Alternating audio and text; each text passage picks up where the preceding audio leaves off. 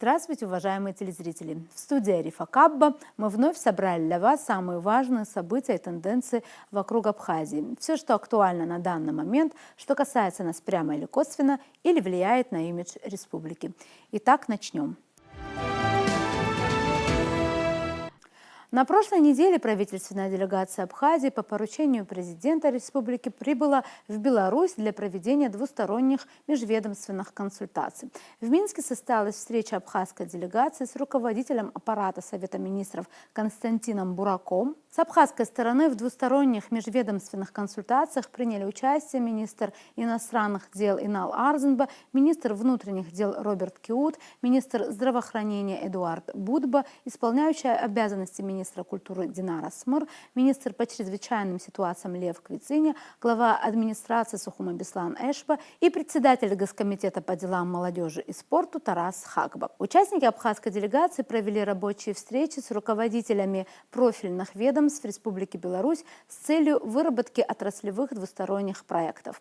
Министр иностранных дел Республики Абхазия Инал Арзенба встретился с чрезвычайным и полномочным послом Российской Федерации в Республике Беларусь Борисом Грызловым. Как сообщается на сайте ведомства, в ходе встречи стороны обсудили вопросы, представляющие взаимный интерес. Также глава МИД Инал Арзенба дал интервью белорусскому журналисту Григорию Азаренку. В прямом эфире авторского интернет-проекта известного белорусского телеведущего журналиста Григория Азаренка «Азаренок напрямую», комментируя исторические связи народов Республики Абхазия и Республики Беларусь, особо подчеркнул важность реализации целей и задач специальной военной операции как гаранта формирования нового, более справедливого миропорядка.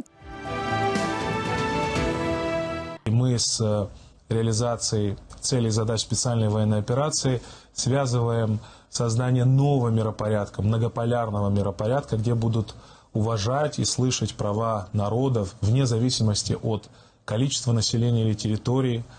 Это надежды, связанные с необходимостью обеспечения суверенного равенства государств, с необходимостью обеспечения устава Организации Объединенных Наций, которые, к сожалению, просто растаптывают западные страны своими действиями. СВО – это для нас надежда на формирование правильной архитектуры международных организаций, институтов глобального управления, которые должны работать на благо международного сообщества. Штаб-квартиры этих организаций должны быть по всему миру, а не только в Нью-Йорке или в западных странах, куда зачастую невозможно получить даже визу. И секретариат этих организаций тоже несправедлив.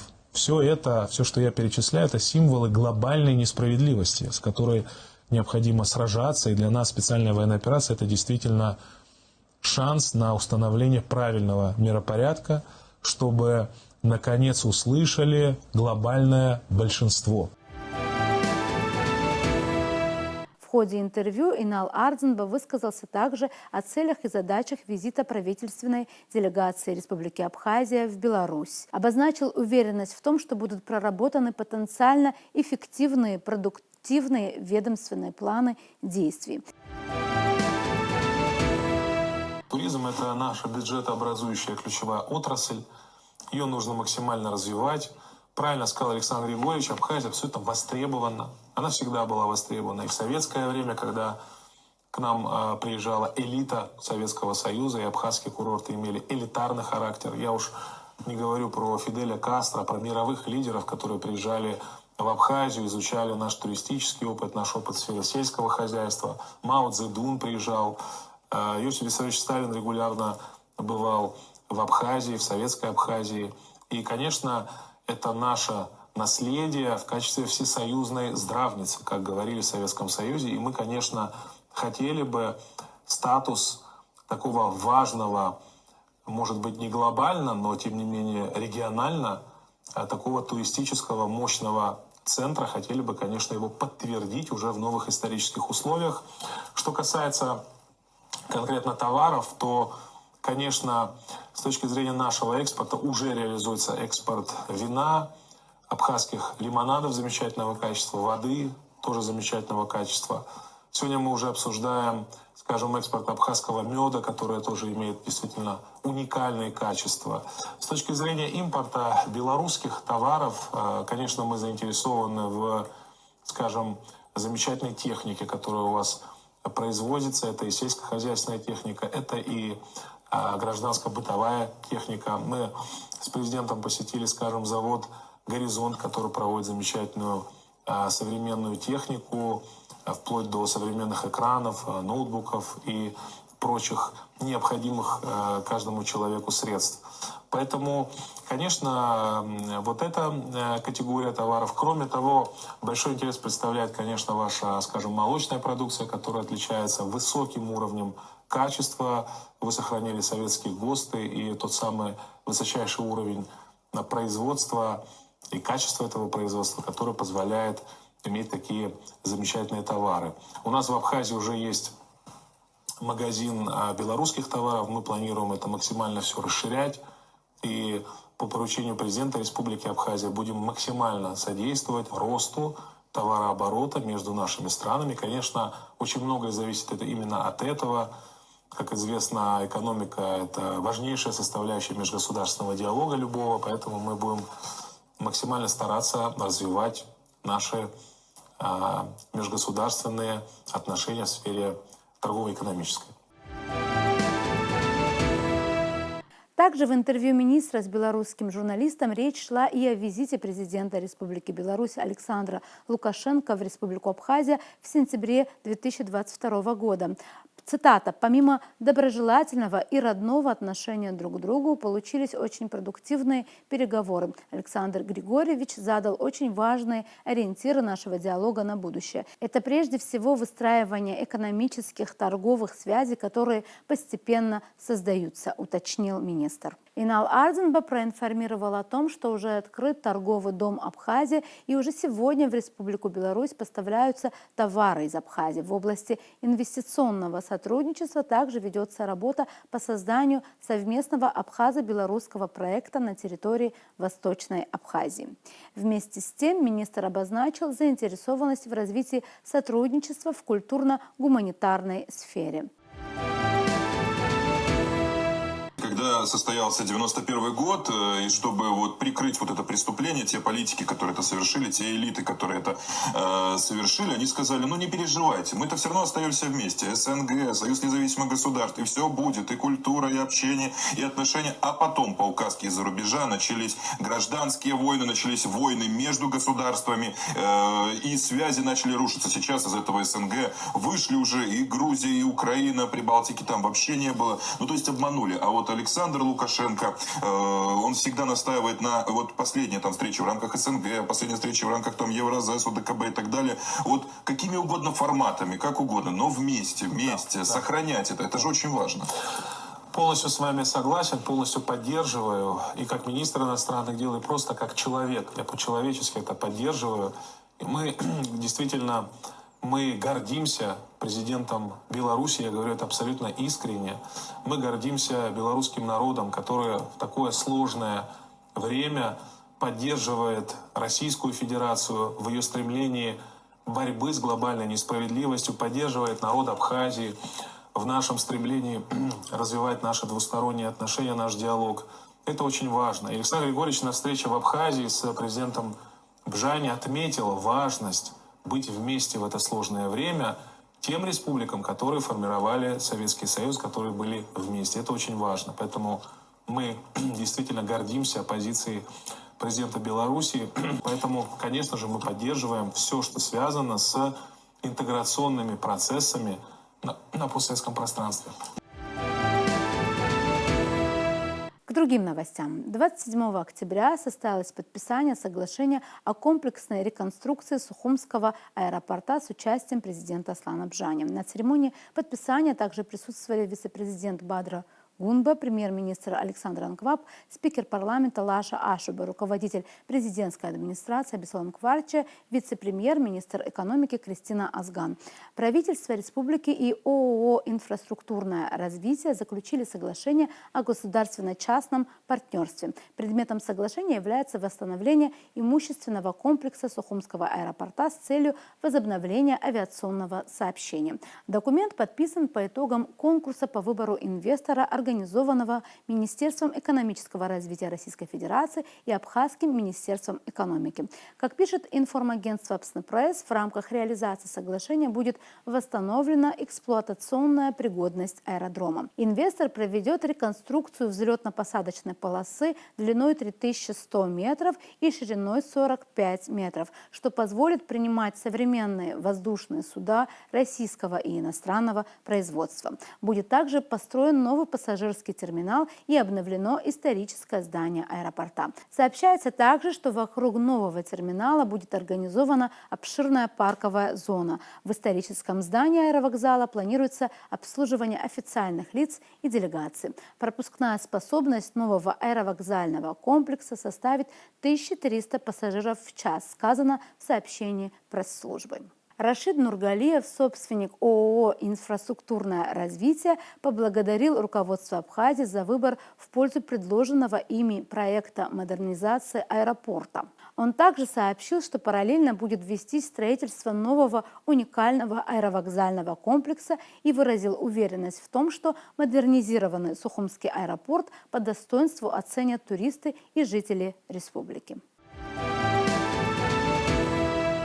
Продолжаем передачу. Палестино-израильское противостояние вышло на новый этап эскалации. 28 октября Израиль приступил к проведению наземной военной операции в секторе Газа. С целью не допустить эскалации конфликта Российская Федерация инициировала проект резолюции Совета Безопасности ООН с требованием гуманитарного прекращения огня, который был заблокирован США. 27 октября Генеральная Ассамблея ООН в ходе чрезвычайной спецсессии подавляющим большинством голосов приняла резолюцию, в которой содержится однозначный сигнал прекратить насилие. Приоритетная задача мирового сообщества на сегодняшний день – остановить кровопролитие, минимизировать ущерб для гражданского населения и привести ситуацию в политико-дипломатическое русло, значится в официальном телеграм-канале медиацентра МИД Абхазии. Необходима консолидация коллективных шагов, направленных на перезапуск полноценного переговорного процесса между израильтянами и палестинцами с целью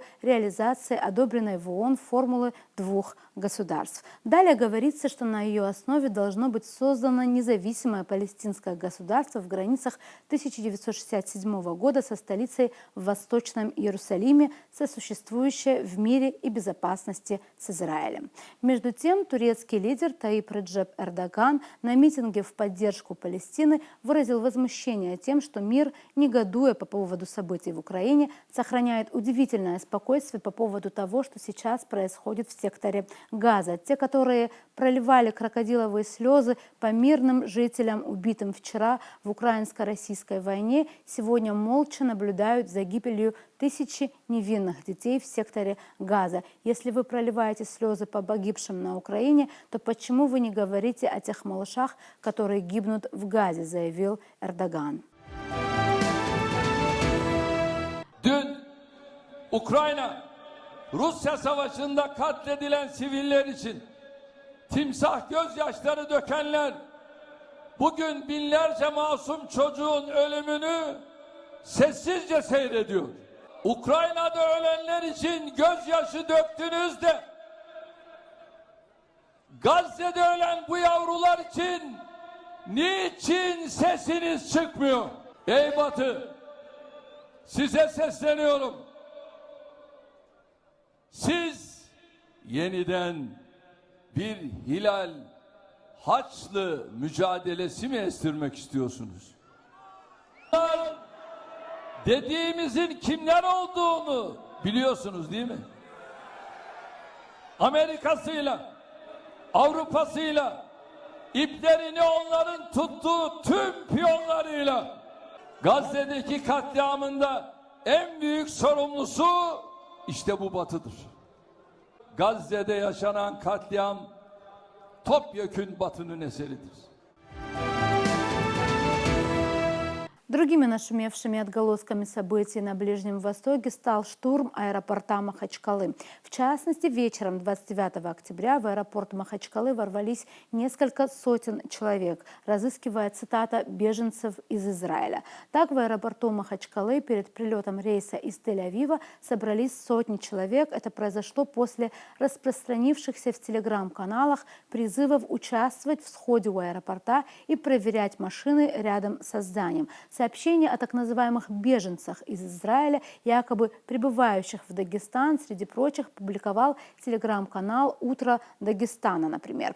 Толпа останавливала выезжающие с территории аэропорта автомобили, у находившихся там людей проверяли паспорта. Один из пассажиров рейса рассказал телеграм-каналу «Тут Дагестан», что когда он вышел на улицу, к нему подлетели человек 50 и спросили его, не еврей ли он. По словам мужчины, он сразу сориентировался и сказал, что он русский. Его отпустили после того, как он показал российский паспорт. Окружившие его люди якобы сказали, что ни евреев не трогаем сегодня. Через несколько часов протестующие ворвались в здание аэропорта. Собравшиеся заходили в каждое помещение, выкрикивая антисемитские лозунги. Сотрудники аэропорта при этом пытались спрятаться в служебных кабинетах. Это видно на опубликованных в соцсетях видеороликах.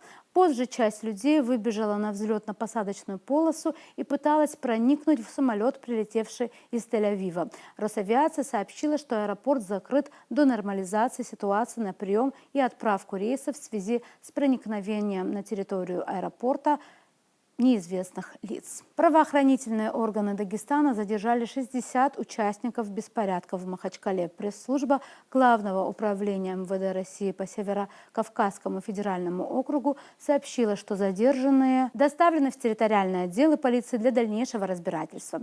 Всего к утру 30 октября, заявили в полиции, установлены личности более 150 активных участников беспорядков. По некоторым данным, в беспорядках участвовали около 1500 человек. Следственный комитет России по Дагестану возбудил уголовное дело по статье о массовых беспорядках. Статья предусматривает наказание в виде лишения свободы на срок от 8 до 15 лет.